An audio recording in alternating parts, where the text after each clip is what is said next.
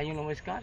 आप हमारा बगीचा को सुपरविज़न करने के लिए आप हमारे पड़ोस के गांव लाला नगर और आइए आप भदोही परिचय बताइए। मेरा नाम संतोष तिवारी है। गांव का नाम लाला नगर है, ग्राम का भदोही से हूँ मैं।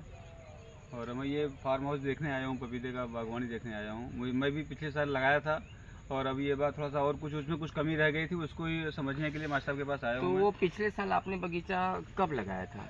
मास्टर साहब हमने लगाया था मार्च में लगाया था।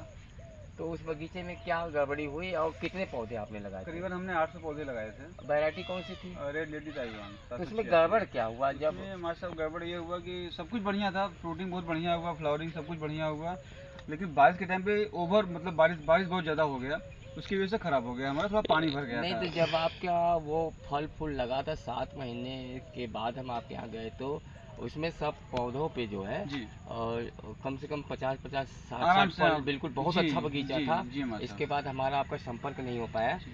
तो उसमें हुआ क्या?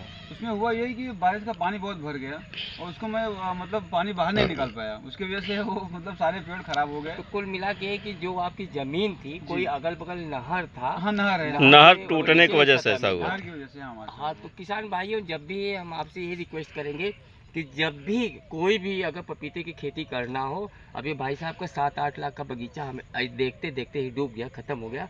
आपके फार्म हाउस पे गए थे तो पहला नियम ये है कि ज़मीन हमेशा ऊंची होनी चाहिए, ऊंची होनी चाहिए और ढलान होनी चाहिए। हाँ, पानी ऊंची होना चाहिए और सर ये पानी की और निकासी उचित व्यवस्था होना चाहिए। पानी की उचित व्यवस्था और निकासी की। और इस बार हमने देखिए अमीना पे भी रिसर्च किया है, ये तो अपना बहुत काम किया। नज़दीक से फल आ गया हाँ है। ये अमीना पे भी किया था, ये वही 3 वैरायटी बताए थे। ये तो तो 6 इंच पे से पौधा है और ये उत्तरी भारत के लिए एक चैलेंज होता है, लेकिन कोई कठिन काम नहीं है। आपका सही अनुभव बात काम है। करते हैं तो ये आ जाएगा। अमीना पे इस समय कम से कम 80 किलो 70-80 किलो माल है, अभी और जाएगा। और इस बार कोशिश कर रहे हैं अमीना वैरायटी को भी ऊपर से और भाग सके। तो इसके लिए अपने उत्तरी भारत के लिए 2 वैरायटियाँ सबसे अच्छी है, एक तो ताइवान रेड लेडी और अमीना।